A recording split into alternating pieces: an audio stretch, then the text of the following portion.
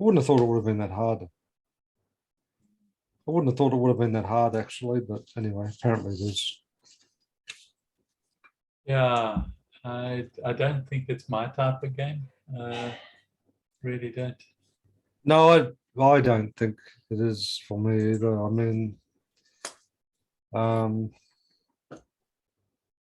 it seems to me that even people with the best of intention go in there and everything's about a compromise. And I don't know, there's only so much you can compromise on some issues, but it seems to be more about a process of trying to reach an agreement, irrespective of what the agreement, what the outcome is. So, I think the system is all wrong. Okay. Mm. I think that's I think the fundamental flaw in democracy and the resulting supposedly democratically elected politicians. That to me isn't wise. You know, I'm busy researching right now this afternoon for a class that I've been asked to do, and that is to tell some stories about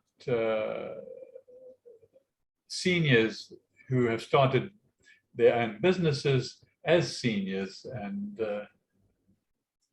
successes. And it's quite, I discovered just an hour or two ago that statistically, in America, it's the only way they've got this statistic, unfortunately, is that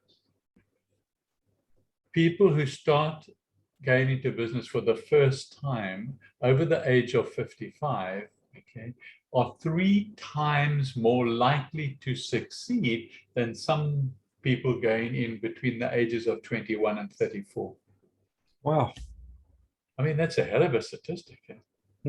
I think Colonel Sanders was over 55, wasn't he? Yes, he was. Yeah, he was. Yeah.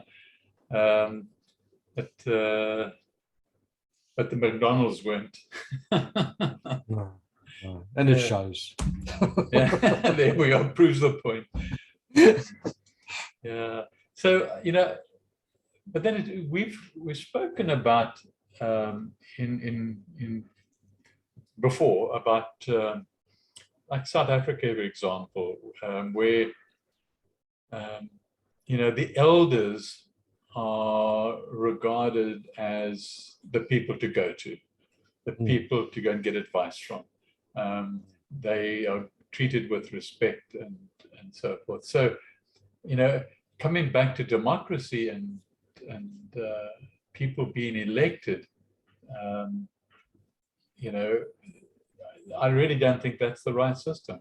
I think somehow, you know, if you're going to do a similar sort of voting system, then at least, you know, make sure people are over 55 before they qualify.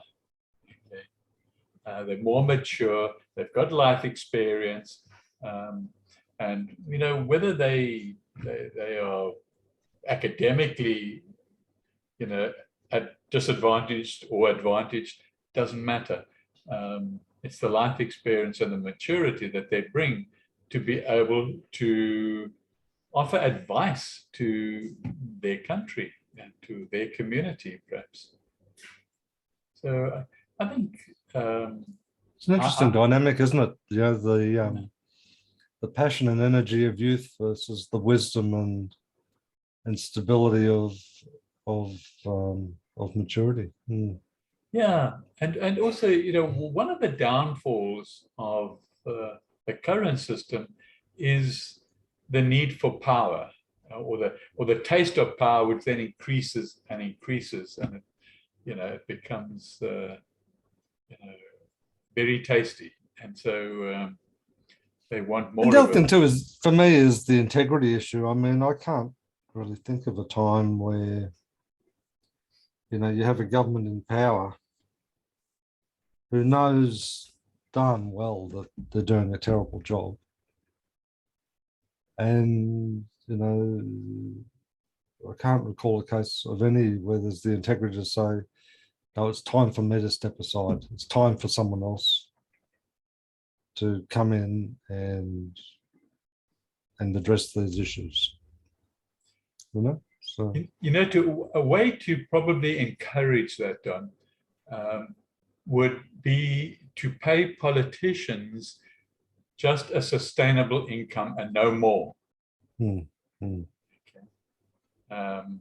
So I think that could be, in the current situation, a key factor. You don't become a politician in order to become rich. No, well, that's right. You know, Hmm. I've often thought that myself, even about CEOs of organisations. You know, I think it's quite obscene that you look at the salaries of some of them and you think, you know, like, well, that's just self-interest. That's, you know, I can't think why an individual would think that they're worth millions and millions of dollars, you know, so. You know, it's interesting because there's another level above that, okay? And that's true. the level above what you've just described is somebody, let's say, like Jeff Bezos or Elon Musk, who, do you know what their salary is from, let's say, Tesla Motors? Okay, it's $1. $1. It's $1. That's their official salary, and that's why I say there's a level above what you're saying now. You know, so yeah, they're obscenely rich with assets, thinking, and yeah, they don't draw salaries anymore. Well, it's pointless, isn't it? You know, like, what's the point? Well, exactly. Yes, quite right. So anyway, it's I think there just seems to be a lot of people who are talking. You know, I noticed the opposition here in Australia is pretty weak. A little, I don't follow politics here. I just listen to the odd thing that comes across my path. Well, I think it's just a strategy at the moment. I think the strategy is let the other people just cook their own goose, you know. So just be quiet. Yeah. But the sad thing about that, you know, is that, you know, doing a bad job on its own is not enough reason for change. In the sense that there needs to be some sort of visionary alternative, you know. You know, just to say, well, I'm going from one bad case to another bad case. Well, that's not a good outcome. Yeah. You know, it's all wrapped up in this 4-year cycle. Yeah. Well, and actually, the effect of that 4-year cycle is that they have probably a 2-year planning horizon. Yeah. They've always got that in the back of their mind, though, haven't they? Well, that's right, because for the first 2 years, we'll look at our change agenda. And for the next 2 years, we'll look at how we're going to get ourselves re-elected. Yeah. I mean, and you can't run a country. Run is probably not the right word. You can't lead a country with that sort of mindset. You really can't. So maybe there's a third alternative. And that maybe is a benign dictatorship. Well, the other simple way to save money is just say there's a mandatory change every 4 years. Yeah, forget about saving money. I'm looking at governance of what is best for the people. Okay, that's, to me, is naive. It's hard to know, in the sense that, you know, like, if you have a group of people who are motivated by acting in the best interests of the collective, you know, then that should be the prerequisite to be part of that group, that you're interested in advancing the interests of the collective. Yeah. The difficulty with party politics is it's about advancing the interests of their constituency. Yeah. And the nature of self. politics, yeah, and the nature of politics in Australia is that there's really not much difference between the left and the right. You know, in the middle ground, there's not much difference. In fact, a lot of people would be hard pressed to tell you what the differences are in terms of policy and stuff like that. Yeah. There's always at the further reaches, there's, you know, more profound, not profound, more sharper views about, you know, the left or the right. But in terms of what I'd characterize as the 90% in the middle, it's pretty hard to draw a difference, really. Yeah, I agree. Maybe there's still a fourth option. Okay. And that's communism. Pure communism. Not the dictatorship of China. Or Russia. Yeah. I you know, when you look, and that's why it's so easy, or, you know, for the years that you and I were growing up, it was so easy to sell communism, okay? Because, you know, on paper, it's a really fair system. I agree with you. I can remember in my last year of high school I can't even remember what the project was about, but anyway, communism or politics came into it, you know, and the idea of communism. And as you say, on paper, especially for a young person, it's extremely compelling. Yes, absolutely. You know, I remember thinking to myself, what's all the fuss about here? You know, likewise. And we're not allowed to talk about it. Well, then that's the thing. It was all just demonize it, wasn't it? You know. Yeah, no, there's a big tension between one and the other, and so therefore the other is just not spoken about. So maybe a fifth option. Yeah, what's that? Well, I mean, if you look at the principles underlying crypto, you know, maybe they could be expanded somewhat wider as well. You know, so explain a bit more. Well, I mean, a lot of the pure tenets of the crypto arena is about, you know, no single person being able to exercise total control. Okay, yeah. And that doesn't have to be any label. Okay. You know. So see, how would it in the field of politics, how would you see that sort of unfolding? I don't know. I mean, it would seem to me that in a simple form. Well, let me take a step back. If you look at what it aims to do, like with smart contracts and things like that, it aims to take the middle person out of the equation.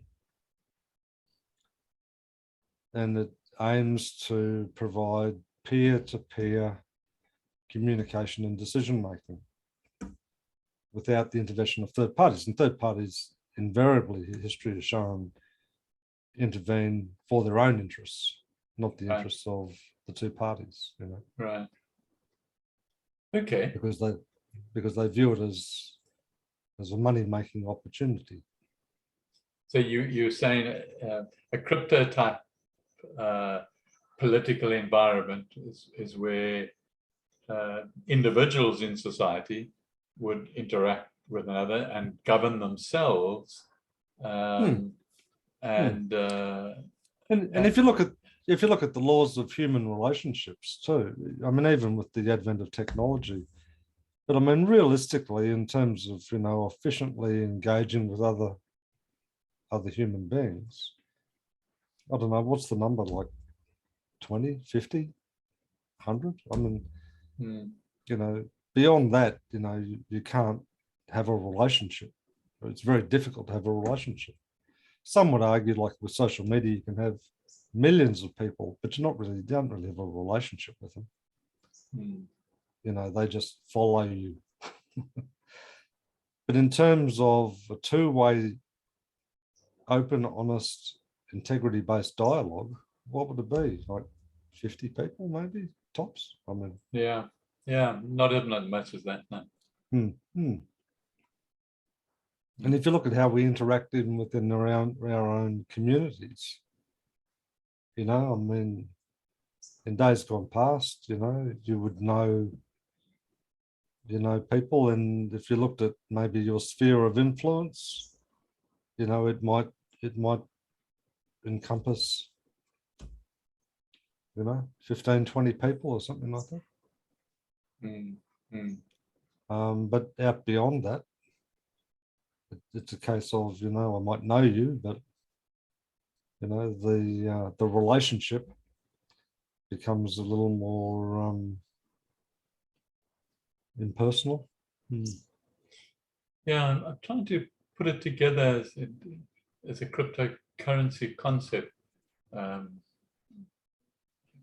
because I guess there has to be a certain hierarchy in society. Okay. And it's an interesting question, because even when you look at it from an organizational perspective, and I used to think about this a lot in my younger days, about organizations and organizational structure and jobs and things like that. And one of the things that we'd always lament is we would take someone out of a role that they're really good at, you know, in a technical sense, and put them into management. And, you know, 9 times out of 10, they'd fail miserably. Okay, so maybe the idea is to, you know, just staying on the point of crypto, is that one doesn't have a hierarchy, okay, but you have certain responsibilities that cover, you know, everything, you know, trading, finance, and so on. Well, part of the mythology of modern organizations is that the CEO is worth more than someone who's actually doing work at the front line. And so then someone say, oh, but, you know, they're responsible for the strategy and the coordination, and, you know. Yeah, and the same would happen with a country. Okay, there needs to be some sort of strategy. You know, there needs to be some encouragement of certain sectors of industry for various reasons. There needs to be, you know, people who go and talk about export contracts and importing and the payment of goods that you import. But why would that skill be any different from, say, a manufacturing skill or an administration? No, it wouldn't be any different. Okay, but I say it's a responsibility. You know, if you regard the country as one company, okay, one country. Now you can have a flat base. You don't have to have a hierarchy. Okay, I think the hierarchy probably comes in like it does in the African tradition of the elders, where you have tribes, and then people within those tribes are leaders. Okay, and then the leaders of the different tribes get together, and then they go and talk to the elders of all the tribes. Okay, they're no longer tribal. In fact, they're not part of the tribe anymore. They are now the seniors of everybody. So if a country was in that sort of format, very, very flat based, then there's no aspiring to get to a position that's going to pay you more, or you just, if you are skilled, you qualify through your skill for a particular job. And I think function maybe is a better word. And I think that's one of the key tenets is that, you know, if the wealth of the country or the tribe or whatever, you know, if everyone's a beneficiary of that, you know, then, you know, some would argue, well, that'll just induce laziness. But I think, you know, if it's based on an integrity system, you know, that ongoing health and welfare of the tribe or the country is got to be the thing that's front and center. So this idea that people are so immature and are so stupid that they don't know what's in their best interests, I mean, I kind of think personally that that's a byproduct of the current system, not what might be possible, you know. So yeah, I agree with you that I do not think you say, people say, well, the people will be lazy and so on. Okay. So what is my answer? Okay. If the wealth of the country is embedded into not necessarily into a blockchain, okay, of wealth, okay, and everybody, regardless whether they're lazy, not lazy, contribute, don't contribute, whatever, they are beneficiaries. Okay. Okay. So so yes, I think, you know, humans like Alatra say they're the number one. Okay. And so all humans, whether you're lazy or not lazy, whether you're well or not well, you know, you have got to be taken care of by other humans, and that's all embedded in a blockchain system. Yeah, and the reason you're taken care of is because you're here. Yes, yes, yeah, nothing further to talk about, you know. Yeah. So and then from, you know, from there, that was talking about where the wealth is shared with every single human being, okay, hopefully on the planet, and not just the country, and that would be ideal. Then, you know, immediately we do away with poverty. We do away with people sleeping on the streets,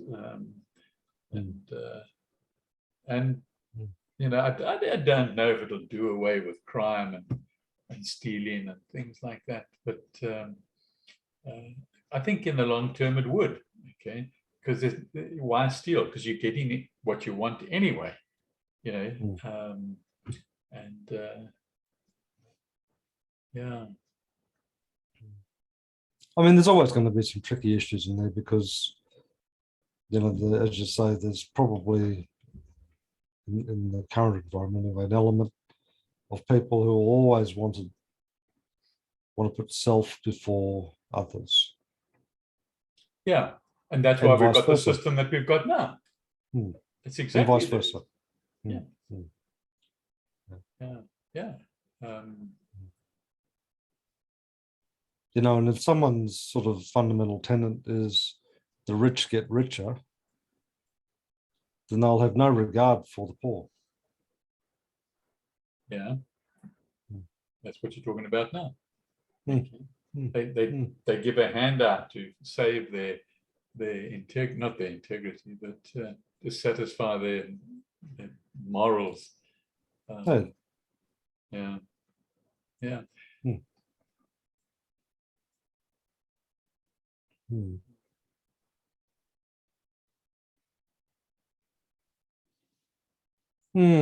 It's it begs the question is why isn't it happening? I guess, doesn't it?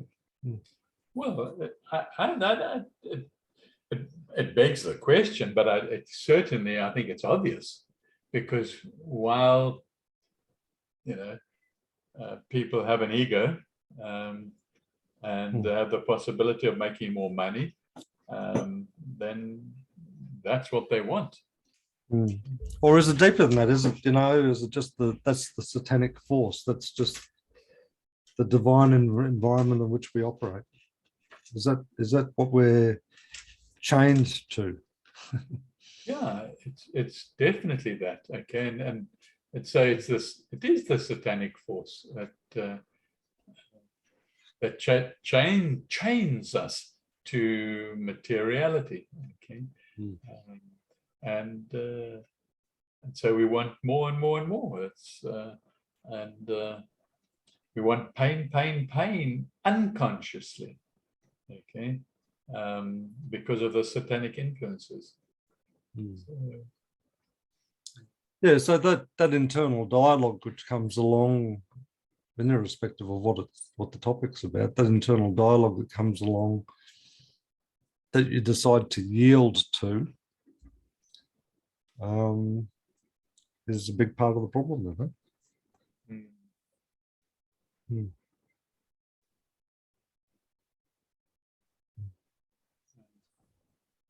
So when someone looks at the person standing next to them and thinks, I'm better than you, I deserve more than that.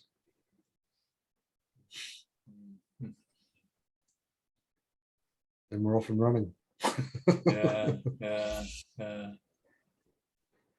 What chance have we got? Yeah. But having said that, though, I suppose the other thing that is apparent at this stage in our lives is that we also know that a very small number of enlightened beings seem to hold this whole thing together. How do you mean? What do you mean? Well, it would seem to me that, a very small number of awakened people, in comparison to the entire population, seem to be able to exert an influence, a calming influence, over, that rampant, chaos, which is advocated by some of those satanic forces. You mean people like Sadhguru and Moya? Yeah. Yeah.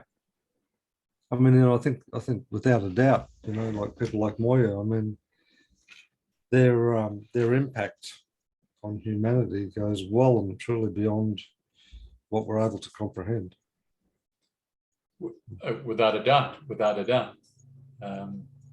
But he's not allowed to influence. He's not allowed to influence outcomes. Okay, he's not allowed to change outcomes.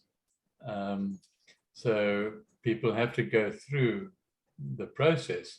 He can strengthen the individual's morality, if you like, or power to choose the divinity in themselves rather than the satanic influences. But he can't interfere with the destiny of the world, let's say. Yeah. Okay. Only the mass consciousness of the individuals can do that.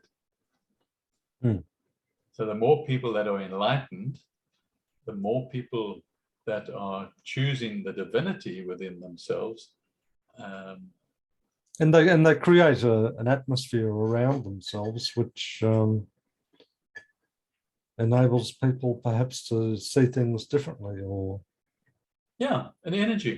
An energy that surrounds them. Yeah, and that energy can link with other energies like that, across quantum energy fields. It doesn't matter where they are in the universe. Okay? So the more of them that there are, okay, the more connectivity, the more the energy. Let's say if it's divinity, let's say the energy rises with just related to consciousness rising. Yeah, for sure. Then the outcomes would be beneficial to more people. And as the And- energy rises, the fuel that fuels self-interest evaporates. Yes, yes, it Mm. would. Yeah. Mm. Um, it's just not there anymore. Okay. No. Yeah. No. And it's just not a priority, you know. Correct. Hmm. Yeah. Yeah. That's a good Hmm. word. Not a priority. Hmm. Because other priorities just take precedence. Yeah. Mm. Hmm. Yeah. Yeah. Yeah. Hmm.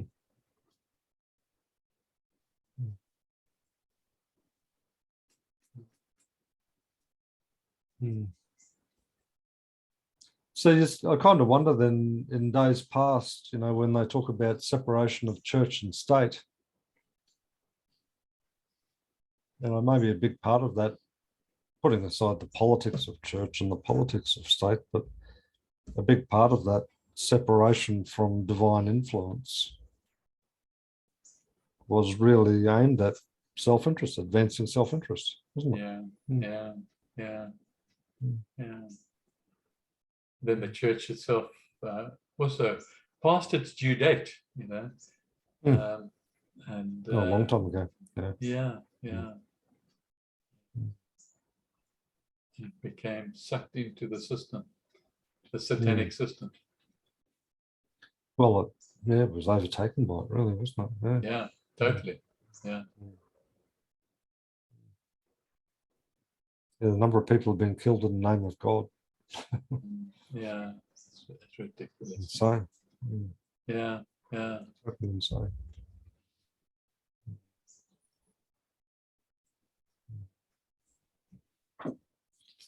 Mm.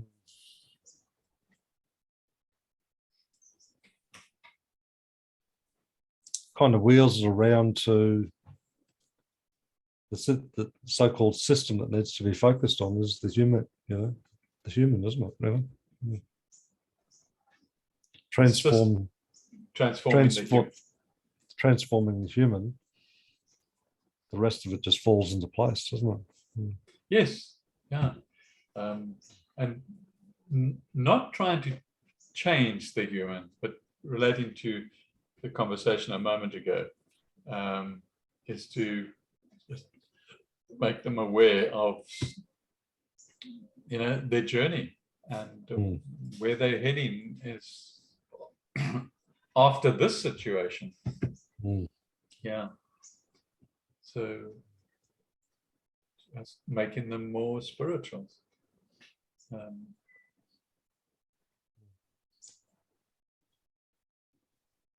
Yeah, which would have been the church's job, you know, 1,000 years ago. Well, even in a very sort of pragmatic, practical sense, you know, like, for example, you know, I went to work on Saturday, and when I got there, you know, I opened up, you know, the premises and stuff like that, and it was just a mess. You know, the people who were working in that area the day before, you know, had left jobs half done. They hadn't cleaned the place. You know, it was just a mess. Yeah, yeah. You know, and I thought to myself, well, I mean, the first thing I did was I cleaned the place up, you know, because that was important to me in terms of the presentation of the premises to the customer. To You know? So customers, that's yeah. So that wasn't in doubt. There was no question about that. That was the first priority. And it was a busy morning. And then at the end of the shift, you know, I sort of was reflecting on it, and I thought, now, do I say something, or you know, what do I do now?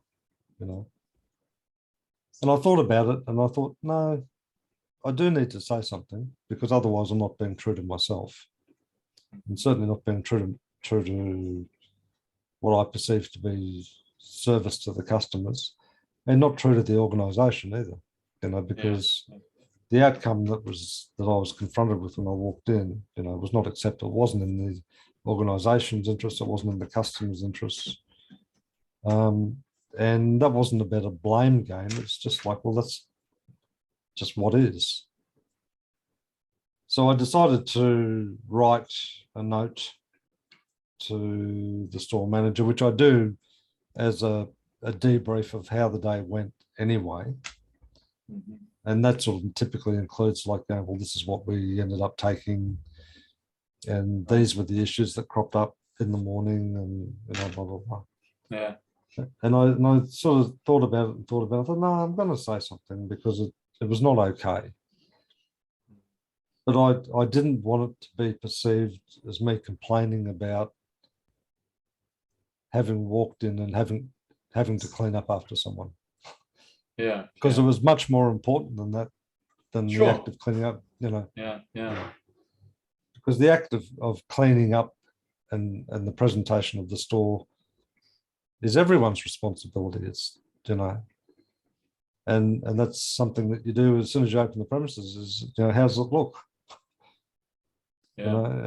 And irrespective of whether it's been cleaned the day before or not. So I sort of thought about my words carefully, and I just sort of said, I was sort of disappointed that the store had been left in that way. Mm. And that wasn't about me complaining, and it wasn't about me being a bad guy or trying to set someone up. It was just like, this is just what I walked into. And I just thought you should know. Yeah.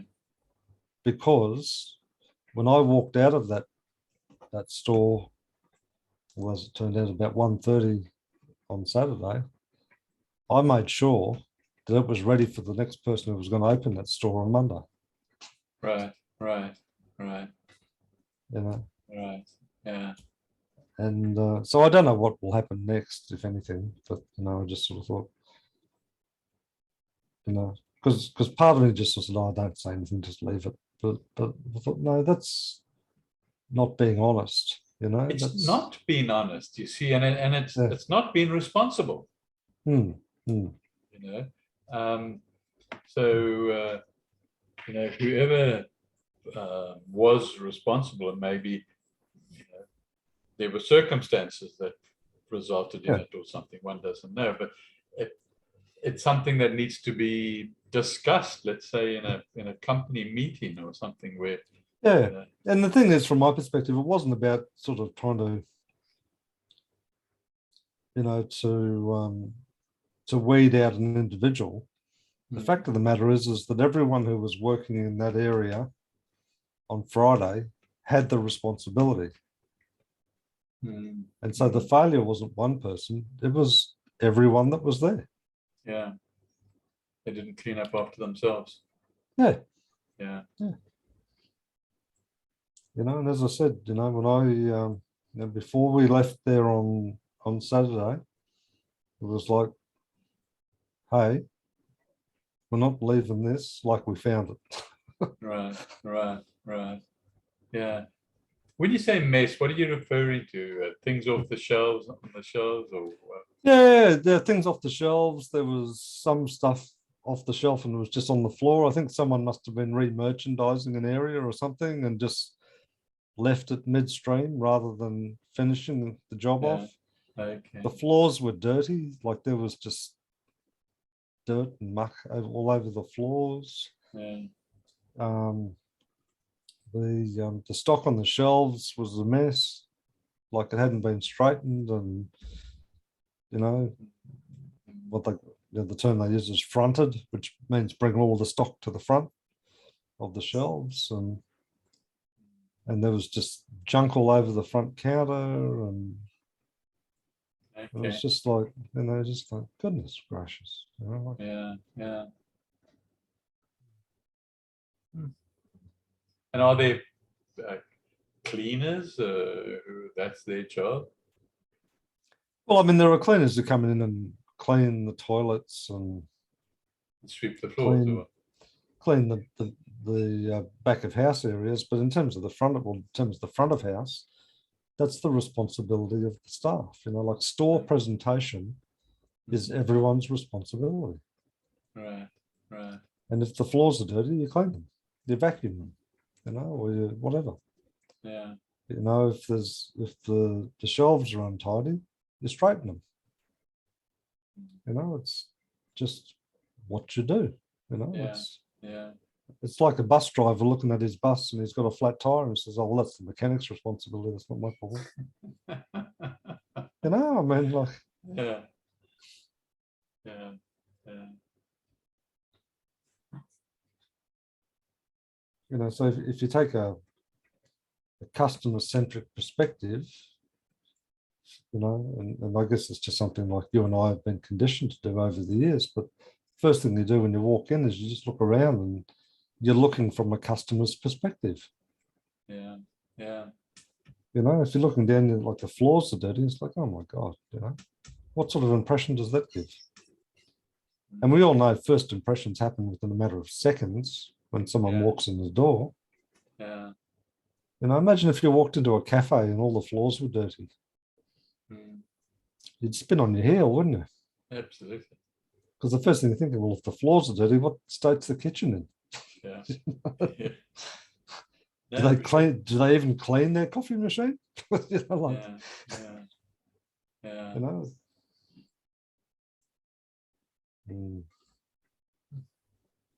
You know, and I think, you know, whilst it might seem a small issue in some ways, for me is that if you can't get the small things right, what chance have you got of getting the big things right? You know. Yeah. And that's the case with politics. You know, you know, you need to get those small things right. You know, you've been given a mandate to do certain things, certain responsibilities that are written into the Constitution, and others were what you promised in your canvassing. And you know, you need to get the small things right so that the big things can build on, not to go straight for the big things. No, that's right. You know, Yeah. and that for me, in many respects, is when I reflect over, you know, my years of working in industry and commerce, is that, you know, this mad ambition that people have to get themselves promoted. You know, like, it's a hollow arena, because, you know, they quite often put themselves into a political environment where it does come about, you know, backing the right person or being perceived to have the power or whatever, rather than acting in the best interests of the collective. Yeah. And how many times do you see these corporates, you know, where they go through these rounds of decentralization and centralization, and they carry with them, you know, big restructuring and redundancies and all that sort of stuff. And it's just like a, you know, pulling fish out of the ocean and seeing them flip around on the deck of a boat. It's just like, you know, this is just madness, you know. Agree. Just madness. And it's usually motivated by an executive's bonus, you know, within a 12-month period. Oh, we've got to cut costs, so I reach my bonus target. Yeah. Not what's in the best interest of the organization, you know. So that might sound a bit bitter in some ways, but I see it as I see it, to be honest with you. Having been there and been involved. It is the truth. Having been there and been involved in it, yeah. Yeah, yeah, yeah. But it relates back to our earlier discussion about politics and politicians. Okay. Absolutely, it's really a good example. So it's right through our society. It's not just the politicians, and that's where it comes from. I remember one of my first jobs was in the public service, And one of the tenets that they used to talk about, and I think it was even enshrined in legislation at the time, was that the public service is apolitical, meaning that they don't support one political party or another, is that they're just there to do a job. Public administration, so but how that has changed, because these days when you see a change of government, nearly all of the senior heads of all the departments go with them. So, yeah, and down to state level and city level as well, or municipal level as well. I mean, that's definitely something that I don't know how it changed. I agree with you. It's somewhere along the line it changed, but that's the way to go. Is actually these department heads and things just they must be jobs. Okay, they must be qualified jobs, and people get employed, and they must stay there forever if they're doing a good job. Okay, and not be subject to the political whims of the party that's in. No. That's right. Yeah. And in some respects, that the so-called lawmakers, that their mandate and brief, should in many respects be reconfigured. Because in terms of that, to use that organisational example I gave you a few minutes ago, to sit there and say, oh, we're going to cut costs, and the result of that is that there's only going to be a couple of people working there, and we're going to make their priorities, X, Y, Z.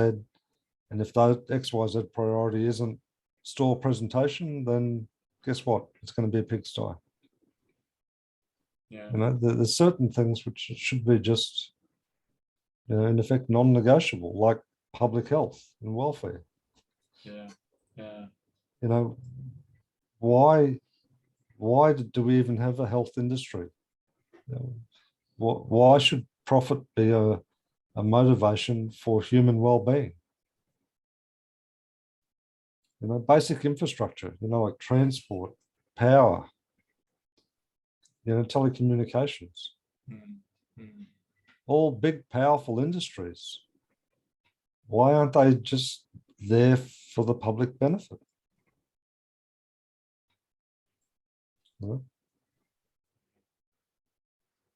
I'd probably be right now being accused of being a communist.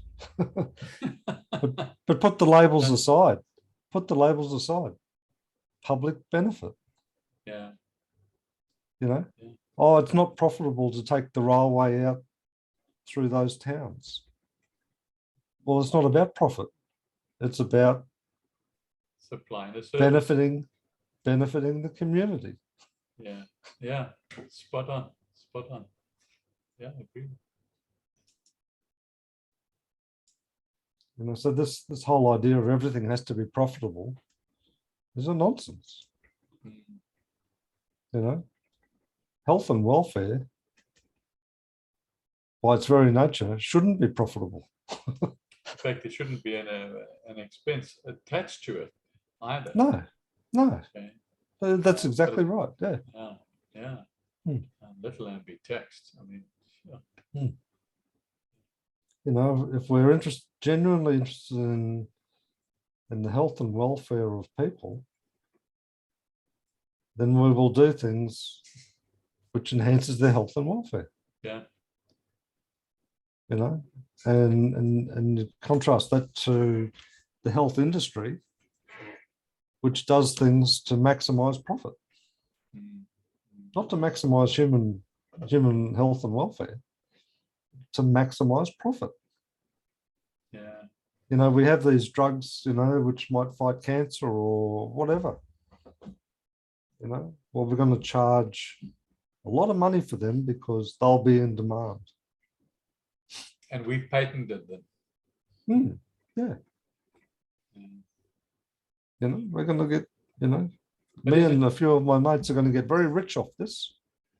But is it true, in your opinion, that if they weren't going to get rich off it, that the scientists that developed these drugs, if they worked for the state, for example, okay, would they be just as enthusiastic? Would they be just as driven?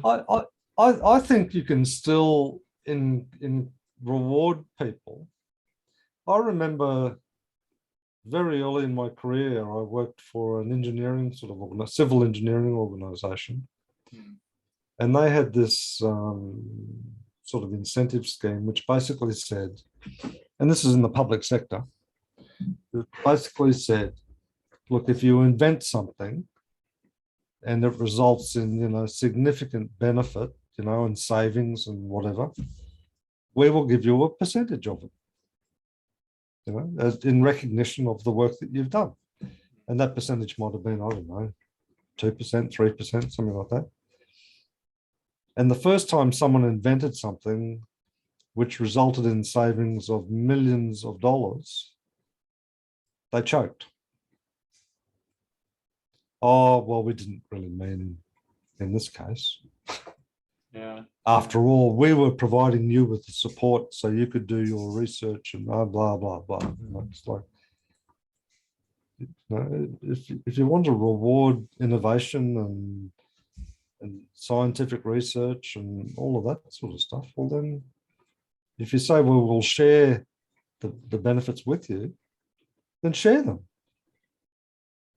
Not just say, if that makes them a millionaire, well, good on them, because it was through their research and their idea or whatever that resulted in it. What's the big deal? Yeah, I agree. Yeah.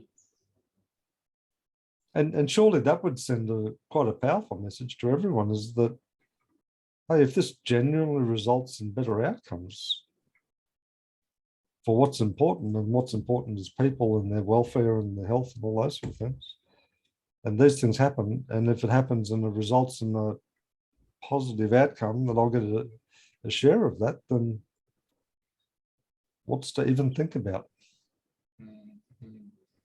But it's still, my question still stands though, is, if you're in a private firm, let's say a pharmaceutical firm, but I'm actually thinking, will it be, from my research, go to a different type of industry, and that's the space industry. Okay.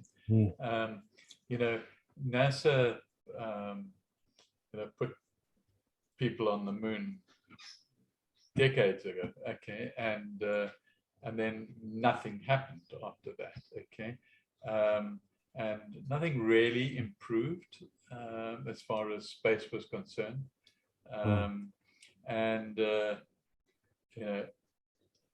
all of a sudden now in 2022, when there is a great space race on, second to none, okay, NASA's enormous organization with people of all ilks in there and all qualification, all capable of designing new types of rockets and things, they haven't done it, okay. In fact, they couldn't even get their own people to the space station. They had to ask Russia to do it. But as soon as an individual comes along and there's money to be made, whether it's Jeff Bezos or Elon Musk or Richard Branson or whoever, suddenly it gets done, and it gets done in super speed. So what's NASA doing in 2022? They're giving contracts out to different private companies because they know they're going to get it done, and and the private companies do it because they're going to get paid lots of money, lots of taxpayers' money, okay? And it gets done, chup, chup, chup, very quickly, okay? Why? Okay, why? Where are those individuals that are doing it? They're scientists somewhere inside these companies, okay? But they're scientists inside NASA, okay? Why aren't they doing it, okay? They're not motivated the same way. That's really my question. Well, I'd probably argue that some of those scientists, their role is turned into project managers. Okay, so they've moved away. Well, in the sense that they're just outsourcing contracts. Yeah, Yeah. Well, they are now. Yes, yeah, definitely are. But they weren't. Okay. no. And but Mm. but why? We back to the same point that people they can make lots of money out of something. Okay. They will find the best people to do it, and they'll do it very quickly. Mm. Okay. And I think that's one of the issues is the like the idea of scientific research around, in this example of space exploration, to support that endeavor, there equally, or perhaps even potentially more importantly, needs to be research around what sort of organization do we need to foster and grow to support that. And I'd argue, just based on my anecdotal observation, looking at lots of organizations, you ask yourself the question, has there been, innovation and enterprise around how organizations are structured, how they foster innovation, how they foster productivity and creativity? And in this modern environment, the God seems to be eternal growth and profit, not fostering genuine innovation and scientific research and those sorts of things, Right, I agree. Yes. And I suspect, and I don't know firsthand, but I would suspect that, NASA's problem was it was driven by, budgets of, cost control and all of that sort of Yeah, stuff, not because fostering. it's state run, it's not private, you see. Yeah. Yeah. And so they But there's no spend money, reason, they don't make money. Okay. but there's no reason, even if it is state owned and state run, that it can't do that. Of course, I agree. But that's the reason that I think it's been sleeping. I mean, they do have products of their own that they put out there from their research and development. Lots of products, okay, which they then patent and other people sell them. So they do have an income. Okay. But and a lot of it, I think, goes back to perhaps even the days of Henry Ford, that, we create lots of little boxes and we put people in those little boxes and what's your job? Well, my job is to tighten the wheel nuts. Well, it's a very important job because we can't have the wheels falling off. yeah. But it's mind-numbingly boring. And there was some, to use the car as the idea, there were some car manufacturers, I think Volvo might have been one of them, where a team would build a car, rather than just be a cog on the production line. I mean, how rewarding would that be? So, yeah. Bring artificial intelligence into it too. And goodbye the team. Well, there's that. No, but that's the thing, though, is if you bring technology in, to streamline and build a better product because of engineering tolerances and things like that, fantastic.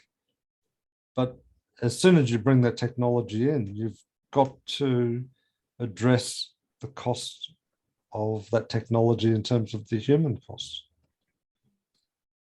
Now, there's a lot of benefit to humanity in terms of better engineered products, absolutely. But organizationally, it was just, I mean, even the language, like, you've been terminated. I mean, what the fuck is that about? Like, you've been terminated. And they still use it. Do they? Do they really? Absolutely do. Like, that if you do this, you will be terminated. Yeah. Sounds like Doctor Who, doesn't it? The Daleks. Yes. Exterminate. Yeah, exterminate. Yeah. So this piecemeal approach to things. Like. Yeah. So anyway, I mean, the beginning of the conversation was politicians and politics and the concept of what they stand for, what they represent currently today. What we've discussed is through every organization, whether it's a private or public organization, it's there. So it's ingrained in our society. It just manifests itself in politics in a certain way. Yeah. And but politics otherwise- spans more than the public sector. I mean, the private Yeah. sector is rife with politics, you know. Yeah. But it's true though. It does come back to that fundamental tenet of, you know, are we advancing the best interests of humanity? And that means everyone who's here now. Yes, absolutely. Everyone. Okay. Yeah. Okay. Yep. Yeah. Mm. Good place to stop. You're right. Mm. Good True. summing up. Okay. Very good. Okay. Yeah. Thanks for bringing up the topic. Did I?